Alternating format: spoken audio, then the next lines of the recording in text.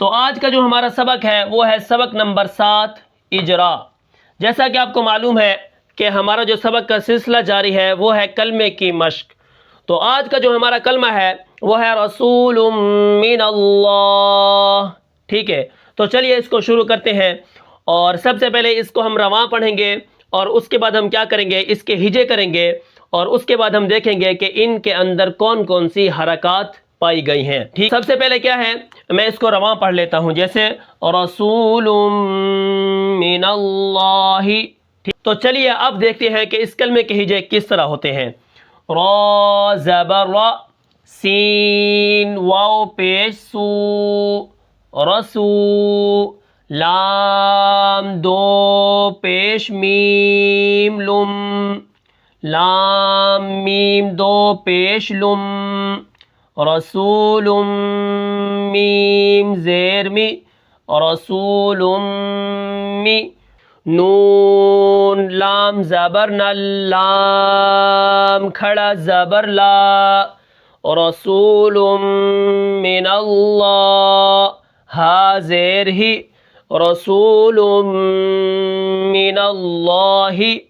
تو اب میں اس کو رواں بھی پڑھوں گا اور آخر میں وقف کس طرح ہوگا، رسول من اللہ۔ تو چلیے اب دیکھتے ہیں کہ اس کلمے کے اندر کون کون سی حرکات اور چیزیں پائی گئی ہیں۔ تو سب سے پہلے آپ یہاں پر دیکھیں، را کے اوپر کیا ہے، زبر ہے۔ تو را کے اوپر جب زبر ہوتی ہے تو ہم اس کو موٹا کرتے ہیں، جیسے را زبر را، ٹھیک ہے۔ تو یہاں پر ہم کیا کریں گے، را کو موٹا کر کے پڑھیں گے کیونکہ را کے اوپر زبر ہے۔ را زبر را، سین واو پیش سو۔ اب سین کو میں نے واو کے ساتھ ملا کے پڑھا ہے، وہ اس لیے ہے کہ واو ساکن ہے، پیچھے پیش ہے۔ اب یہاں پر ایک اور بات آتی ہے کہ جب واو ساکن ہوتا ہے، پیچھے پیش ہو، تو اس کو واو مدہ کہتے ہیں۔ واو مدہ کا مطلب یہ ہوتا ہے کہ مدہ کہتے ہیں کہ مد کرنا، لمبا کرنا، دراز کرنا۔ تو اس کو میں ایک الف کے برابر کھینچ کے پڑھوں گا، رسو، ٹھیک ہے۔ لام دو پیش میم لم۔ تو یہاں پر دیکھیں، جب نون ساکن نون تنوین کے بعد، یہ یہاں پر نون تنوین ہے، دو زبر دو زیر دو پیش کو نون تنوین کہتے ہیں، اور نون ساکن نون تنوین کے بعد اگر میم آ جائے تو وہاں پر کیا ہوتا ہے، ادغام ہوتا ہے۔ وہاں پر ادغام کا مطلب ہے ایک حرف کو دوسرے میں داخل کرتے ہیں اور اس کے اندر غنہ کرنا ضروری ہے، جیسے رسول، غنہ کہتے ہیں گنگنانے کو، ٹھیک ہے۔ رسول، پھر اس کی حرکت کے موافق میم زیر می۔ جب تشدید آتی ہے تو تشدید ایک تو پیچھے والے حرف کے ساتھ مل کر پڑھی جاتی ہے اور دوسری مرتبہ اپنی حرکت کے موافق، ٹھیک ہے۔ رسول می، نون لام زبر نل۔ اب یہاں پر دیکھیں، نون کو میں لام کے ساتھ ملا کر پڑھوں گا کیونکہ لام کے اوپر تشدید ہے۔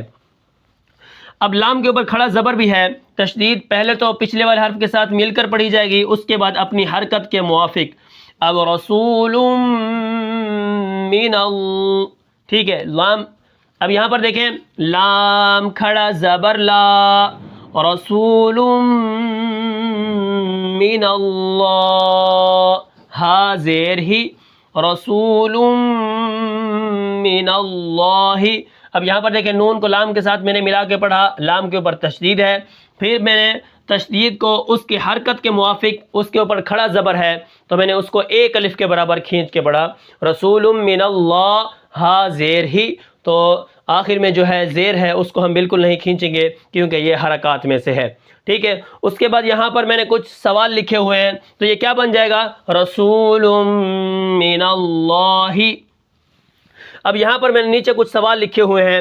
سب سے پہلے جو میرا سوال ہے وہ ہے کہ یہاں پر را کو موٹا کریں گے، جیسے را زبر را، رسول، رسول، را باریک ہے، را موٹی ہے، رسول، ٹھیک ہے۔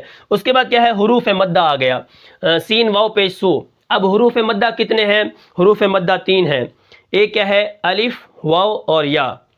اب ان کی پہچان کیسے ہوگی، آپ کو کیسے پتہ چلے گا کہ یہ حروف مدہ ہیں، الف ساکن ہو، اس سے پہلے زبر ہو، الف مدہ، جیسے کاف الف زبر کا، ٹھیک ہے، نون الف زبر نا، تو یہ کیا ہے؟ یہ حروف مدہ ہے، الف مدہ ہے۔ اس کے بعد کیا ہے؟ واو مدہ کی مثال میں نے آپ کو دے دی ہے کہ واو ساکن ہو، پیچھے پیش ہو، جیسے لام واو پیش لو، سین واو پیش سو، ٹھیک ہے، اس کو ہم ایک ایک الف کے برابر کھینچ کے پڑھیں گے۔ اس کے بعد کیا ہے؟ یا مدہ کی مثال، یا ساکن ہو، پیچھے زیر ہو، جیسے دال یا زیر دی، با یا زیر بی، ٹھیک ہے، پیچھے زیر ہو، آگے یا ساکن ہو، تو وہ کیا ہے؟ یا مدہ ہے۔ اب حروف مدہ کتنے ہوئے؟ الف مدہ، واو مدہ، یا مدہ، ٹھیک ہے۔ مدہ کا مطلب ہوتا ہے کھینچ کے پڑھنا، لمبا کرنا، دراز کرنا۔ اب رسو، تو یہاں پر ہمارا کلمہ ہو گیا۔ اس کے بعد دیکھیں ادغام، رسولم، پھر یہاں پر ادغام ہو رہا ہے۔ جیسا کہ میں نے آپ کو کل بتایا تھا کہ ادغام بلا غنہ، جو غنے کے بغیر ہوتا ہے، وہ لام اور را کے اندر ہوتا ہے، جیسے من ربک سے مر ربک، من لدنہ سے مل لدنہ، وہاں پر نون ختم ہو جاتی ہے، وہاں پر کیا ہے؟ نون کی آواز ہی نہیں رہتی، کوئی غنہ نہیں ہوتا، ٹھیک ہے۔ اب یہاں پر دیکھیں رسول من اللہ ہے، یہاں پر میں ادغام کروں گا، لام کو میم کے ساتھ ملا دوں گا۔ ادغام کا مطلب داخل کرنا، ایک حرف کو دوسرے میں جب میں داخل کروں گا، جیسے رسولم، ٹھیک ہے، میم میں داخل ہو جائے گا، من اللہ، پھر یہ میم اپنی حرکت کے موافق پڑھی جائے گی، کیونکہ اس کے اوپر تشدید ہے۔ جو تشدید ہوتی ہے ایک پیچھے والے حرف کے ساتھ مل کر پڑھی جائے گی اور دوسری مرتبہ اپنی حرکت کے موافق، ٹھیک ہے۔ اس کے بعد کیا ہے؟ نون کو میں لام کے ساتھ ملا کے پڑھوں گا، کیونکہ جب آگے اللہ کا نام ہوتا ہے، اللہ کے نام کے پیچھے اگر زبر ہو تو ہم اس کو موٹا کر کے پڑھتے ہیں، اور اللہ کا نام ہمیشہ موٹا ہی ہوتا ہے۔ موٹے کا کیا مطلب ہوتا ہے؟ جیسے قل هو اللہ احد، قل هو اللہ احد، قل هو اللہ احد۔ یہاں پر دیکھیں لام کو میں بالکل باریک کر رہا ہوں اور یہ بالکل غلط ہے۔ اللہ کا نام کیا ہے؟ اللہ، اللہ، ہمیشہ اللہ کا نام کیا ہوتا ہے؟ موٹا ہی ہوتا ہے۔ قل هو اللہ احد، اللہ الصمد، اللہ کا نام آئے پیچھے زبر ہو تو وہ موٹا ہوتا ہے، ٹھیک ہے۔ اگر اسی طرح اس اللہ کے نام کے پیچھے زیر ہو تو وہاں پر ہم اس کو باریک کریں گے، جیسے بسم اللہ، بسم اللہ، اعوذ باللہ۔ یہاں پر دیکھیں اللہ کا نام باریک ہو رہا ہے، بالکل باریک ہو رہا ہے، موٹا میں نے بالکل نہیں کیا، جیسے بسم اللہ، اعوذ باللہ۔ یہاں پر اللہ کا نام باریک ہے کیونکہ اللہ کے نام کے پیچھے کیا ہے؟ زیر آ گئی۔ اگر اسی طرح اللہ کے نام کے پیچھے زبر آ جائے تو وہ موٹا ہوتا ہے، جیسے رسول من اللہ۔ اب اس کے اوپر کھڑا زبر ہے، اس کو بھی موٹا کروں گا، کیونکہ جب اللہ کا نام موٹا ہوتا ہے تو ساتھ ہی وہ جو کھڑا زبر ہے وہ بھی موٹا ہوگا، جیسے اللہ، ٹھیک ہے۔ آخر میں جو وقف ہے اس کو وقف بالاسکان کہتے ہیں۔ یہ ایک زبر ایک زیر، دو زیر دو پیش کے اندر ہوتا ہے۔ ایک زبر ایک زیر ایک پیش، دو زیر دو پیش، 5 موقع ہیں۔ اگر آخر میں یہ آ جائیں حرکات تو وہاں پر وقف بالاسکان ہوتا ہے۔ اچھا، اس کے بعد کیا ہے؟ اللہ کا نام موٹا ہوتا ہے، یہ میں نے آپ کو بتا دیا ہے، تشدید کا بھی بتا دیا ہے۔ اس کے بعد وقف بالاسکان میں نے آپ کو بتا دیا ہے کتنے موقعوں کے اندر ہوتا ہے۔ اس کے بعد ہے کھڑی حرکات، تو یہاں پر دیکھیں کھڑا زبر ہے، اس کو ہم کیا کرتے ہیں؟ ایک الف کے برابر کھینچ کر پڑھتے ہیں، جیسے لام کھڑا زبر لا، اللہ، ٹھیک ہے۔ تو آپ کو کھڑی حرکات کی بھی سمجھ آ گئی۔ کھڑا زبر، کھڑی زیر، الٹا پیش، یہ 3 حرکات ہیں۔ اس کو پڑھتے وقت ہم نے اس بات کا خیال کرنا ہے کہ اس کو ایک الف کے برابر کھینچ کر پڑھنا ہے، جیسے اللہ، با کھڑا زبر با، با کھڑی زیر بی، با الٹا پیش بو، ٹھیک ہے۔ جب کھڑی زیر ہوگی مجہول نہیں پڑھنا، با کھڑی زیر بے، با الٹا پیش بو، ٹھیک ہے۔ ہم نے مجہول پڑھنے سے بچنا ہے، معروف ہی پڑھنا ہے۔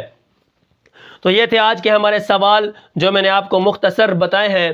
تو میں امید کرتا ہوں کہ آپ کو یہ سبق سمجھ آیا ہوگا۔ پھر ملتے ہیں انشاءاللہ اگلے سبق میں، تب تک کے لیے مجھے اجازت دیجیے، اللہ حافظ۔